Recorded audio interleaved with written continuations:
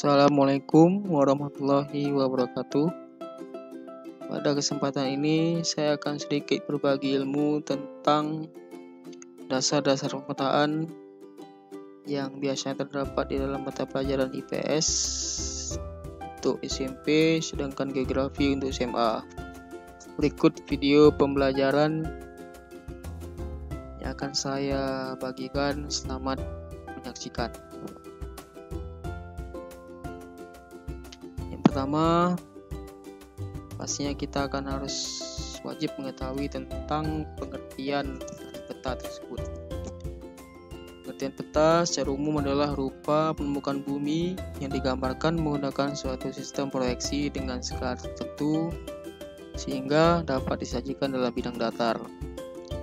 Jadi secara umum peta ini adalah penampakan dari permukaan bumi yang ditampilkan dalam bidang datar dengan syarat yang paling penting adalah ada yang skala. Jadi apapun bentuk permukaan bumi bisa diproyeksikan di bidang datar, mau itu tinggi, rendah, besar, kecil, dalam dan sebagainya bisa, dengan syarat adalah skala. Berdasarkan isinya, peta dibedakan menjadi dua. Pertama adalah peta umum atau peta ikhtisar. Peta yang menggambarkan segala sesuatu yang ada dalam suatu daerah atau secara umum. Contoh ada peta umum dikelompokkan menjadi tiga. Pertama adalah peta kolografi. Peta yang berskala kecil sampai sedang yang menggambarkan daerah luas. Contohnya adalah peta yang terdapat di dalam atlas. Kedua adalah peta dunia, yaitu peta berskala kecil yang menggambarkan sebagian atau seluruh permukaan bumi, misalnya adalah peta-peta benua. Yang terakhir adalah peta topografi, yaitu peta yang menampilkan relief atau bentuk permukaan bumi yang digambarkan dalam bentuk garis-garis. Mungkin dari ketiga jenis peta umum ini, peta topografi lah yang mungkin yang sangat jarang orang ketahui. Berikut adalah contoh dari peta topografi tersebut. Inilah penampakan dari peta topografi. Garis-garis sangat banyak yang menampilkan penampakan suatu daerah. Ini adalah penampakan sebuah gunung. Semakin rapat antar garis, semakin curamlah suatu daerah. Dia lanjut ke bagian gambar yang kedua, penampakan di bumi. Sedangkan inilah penampakan yang terdapat dalam proyeksi peta topografi. Ini gunung yang ini gunung ini. Lanjut, inilah peta penampakan dari atas sebelum dibuat dari peta topografi. Lanjut, dua adalah peta khusus atau peta tematik. Peta yang menggambarkan penampakan tertentu, misalnya adalah peta curah hujan, penggunaan lahan, peta politik, pariwisata, peta geologi, dan lain-lain. Ini adalah contoh dari peta tematik atau peta khusus. Ini adalah peta zonasi gempa yang terdapat di Indonesia. Dari keterangan yang dilihat dari bawah, semakin pekat warna, semakin tinggi bencana gempa yang akan terjadi pada suatu daerah. Contoh adalah dapat dari peta adalah pantai barat dari Sumatera. Itu merupakan daerah yang rawan bencana. Sulawesi, Papua, Jawa, dan lain sebagainya. Yang aman dari gempa kalau dari peta ini adalah sebagian besar adalah Kalimantan dan pantai timur dari Sumatera, yaitu Riau, Palembang, dan lain sebagainya. Lanjut, yang berikutnya adalah peta tentang cadangan bumi.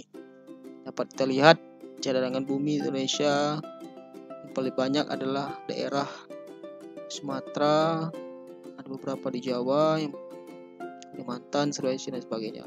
Yang paling banyak provinsi adalah Jawa Timur dan Riau. Riau sebanyak 3.847, sedangkan Jawa Timur 1.031. Lanjut, ini merupakan peta khusus dunia. yaitu menjelaskan tentang tingkat kedamaian yang terdapat di dalam suatu daerah. Semakin merah warna, semakin terendah tingkat kedamaian pada suatu daerah, sedangkan warna biru merupakan tingkat tinggi yang menampilkan tingkat kedamaian suatu daerah. Contohnya adalah di sini yang warna biru adalah Kanada, Australia, dan lain sebagainya. Sedangkan biru Rusia, semenanjung Arab rata-rata merupakan yang daerah konflik, mewakili daerah merah atau yang sangat rendah kedamaiannya. Yud, berdasarkan skalanya peta digolongkan menjadi 5. Peta kadaster berukuran sangat besar berskala 1:100 sama dengan 1:5000. Contoh adalah peta kecamatan atau peta desa. Kedua, peta skala besar, yaitu peta yang berskala 1:5000 sama dengan 1:250.000. Contoh adalah peta kabupaten. Peta skala sedang, yaitu berskala 1:250.000 sampai dengan 1:15.000. Contoh adalah peta provinsi Indonesia. Keempat adalah peta skala kecil berskala 1:500.000 sampai dengan 1:1.000.000. Contohnya adalah peta negara di dunia, contoh peta Indonesia, Malaysia, Amerika, dan lain-lain. Terakhir adalah peta geografis berskala lebih dari 1:1.000.000. Contohnya peta dunia dan peta benua. Berikut adalah contoh dari peta tersebut: kabupaten, peta benua yaitu benua Asia. Berikut adalah peta provinsi Riau. Berikut adalah peta Indonesia. Terakhir adalah peta kadaster kecil yang mewakili adalah kecamatan Bukit Batu. Lanjut, fungsi pembuatan peta. Pertama adalah menunjukkan posisi atau lokasi suatu wilayah di muka bumi. Sudah jelas, peta itu adalah proyeksi dari permukaan bumi yang diproyeksikan ke dalam bidang datar, sehingga semua yang nampak di bumi akan terdapat di dalam sebuah peta. Jadi kita bisa melihat posisi atau lokasi suatu wilayah terhadap wilayah lain. Kedua, memperlihatkan atau menggambarkan fenomena-fenomena dan bentuk-bentuk pada permukaan bumi. Sudah jelas, bisa kita lihat dari peta umum maupun peta khusus. Kita bisa melihat bentuk-bentuk permukaan bumi seperti adanya sungai, danau, gunung. Kalau fenomena-fenomena kita dapat dalam peta khusus, yaitu peta gempa bumi, peta curah hujan, dan lain sebagainya. Ketiga, memperlihatkan ukuran, luas daerah, dan jarak dari permukaan bumi. Karena kan setiap peta ada yang skala atau perbandingan permukaan bumi dan terhadap peta, jadi kita bisa melihat berapa ukuran, luas daerah, dan jarak karena adanya skala tadi. Keempat, menyajikan informasi ke dalam konteks ruangan. Sudah jelas. Dari ketiga fungsi, kita bisa melihat informasi dalam ruangan. Kita bisa melihat ukuran, luas daerah, jarak, fenomena, lokasi, posisi. Dia. Lanjut, ini paling penting dalam pelajaran pembelajaran ini, yaitu tentang komponen-komponen peta. Terdapat 11 komponen peta yang harus kita pelajari. Yang pertama, yang paling penting adalah judul. Judul peta memuat informasi sesuai dengan isi informasi peta. Contohnya yang kita buat adalah peta Sumatera, otomatis judul yang kita buat adalah peta Sumatera, dan lain sebagainya. Yang kedua, garis tepi. Garis yang terletak di bagian tepi peta dan tiap garis bertemu dengan ujung garis yang berdekatan. Ini adalah fungsi untuk merapikan atau membatasi peta yang kita gambar bentuk peta atau kotak. Yang ketiga, orientasi. Orientasi peta menunjukkan posisi arah suatu titik. Orientasi biasanya berbentuk panah dan mengarah ke utara. Orientasi ini fungsinya adalah menunjukkan arah mata angin. Biasanya berbentuk panah dan di atas panah selalu menunjuk ke arah utara. Ya. Keempat, simbol. Simbol peta berfungsi sebagai sebuah gambaran melalui benda yang sebenarnya. Simbol ini sering kita lihat di dalam peta, ada yang berbentuk segitiga, bulat, garis lurus, dua garis, yang dikasih garis antar tiap dua garis, dan lain sebagainya. Itu merupakan penampakan yang mewakili permukaan bumi yang dimasukkan ke dalam peta. Contoh adalah gunung dinampakkan atau diwakili dengan benda segitiga, dengan simbol segitiga, sungai seperti ular dan sebagainya. Itu dia simbol. Oke, yang berikutnya adalah legenda. Legenda peta memuat keterangan sebuah simbol yang terdapat dalam peta. Oh, ini dia. Ini adalah keterangan simbol. Contoh tadi adalah segitiga merupakan gunung, garis seperti ular merupakan sungai, bulat merupakan danau, titik hitam merupakan ibu kota, dan lain sebagainya. Yang keenam adalah perbandingan jarak antara dua titik di peta dengan jarak sebenarnya dengan satuan ukuran yang sama. Skala ini adalah merupakan hal yang penting dalam pembuatan peta, karena ini adalah kunci dari proyeksi antara permukaan bumi dan peta. Skala adalah perbandingan antara dua titik. Ini adalah contoh yang pertama adalah skala pecahan numerik, adalah skala yang dinyatakan dalam bentuk angka atau perbandingan. Ini adalah contoh yang 1:500.000. Otomatis dalam ukuran yang sama. Otomatis kalau misalkan 1 cm di peta mewakili 500.000 di permukaan bumi. Contoh adalah jalan yang sebesar 2 cm.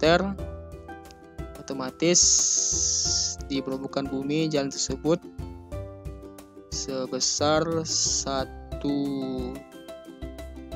juta cm. Itu dia perbandingan antara peta dan keadaan sebenarnya atau peta terhadap permukaan bumi.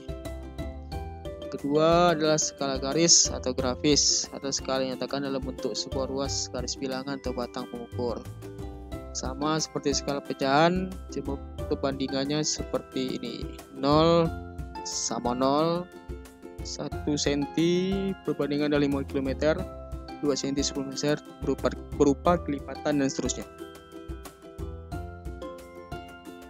Yang ketiga, skala kalimat atau skala verbal adalah skala yang dinyatakan dalam kalimat. Misalnya 1 cm sama dengan 1 km dan seterusnya. Sama fungsinya adalah perbandingan antara jarak di peta terhadap jarak di keadaan sebenarnya atau permukaan bumi. Fungsinya sama, cuma bentuk berbeda. Oke, lanjut. Yang ketujuh, koordinat. Koordinat adalah garis bujur dan garis lintang atau disebut juga dengan garis astronomi. Koordinat adalah garis hayal yang terdapat di dalam sebuah peta.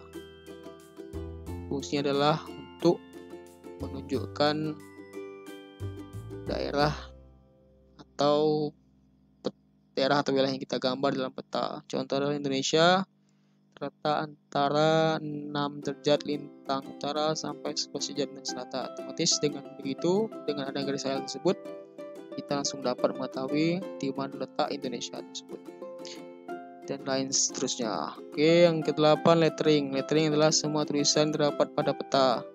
Misalnya judul ditulis dengan huruf cetak besar yang tegak, daratan huruf tegak, dan perairan huruf miring, dan lain sebagainya.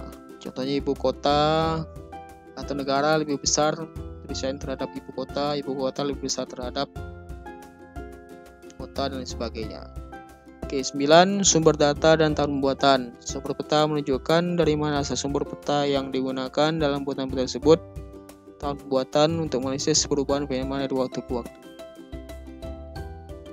Tujuannya adalah sumber peta dan pembuatan adalah biar kita bisa melihat kredibelkah peta tersebut dibuat. Contohnya dari BMKG, peta curah hujan. Sudah pasti kalau BMKG membuat, otomatis informasi yang ditampilkan peta tersebut sangat kredibel.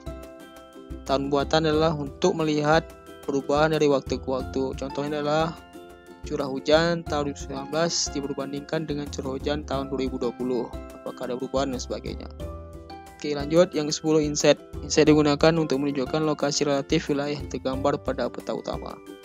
Inset ini adalah merupakan peta kecil yang menunjukkan lokasi peta yang kita gambar. Contohnya adalah kalau kita menggambar peta Sumatera, otomatis insetnya adalah peta Indonesia. Fungsinya adalah untuk menunjukkan Sumatera itu berada di mana di Indonesia dan lain sebagainya. Contoh lain adalah kalau kita menggambar Bengkalis, otomatis yang kita gambarkan peta inset adalah peta Riau dan lain sebagainya. Oke, yang terakhir adalah warna. Warna di peta digunakan untuk menjelaskan perbedaan objek pada peta. Yang paling sering kita lihat, biru menampilkan laut, hijau daratan, lalu dan lain sebagainya. Cukup sekian video pembelajaran kali ini tentang komponen-komponen peta. Semoga bermanfaat bagi yang menyaksikan. Sekian, terima kasih. Assalamualaikum warahmatullahi wabarakatuh.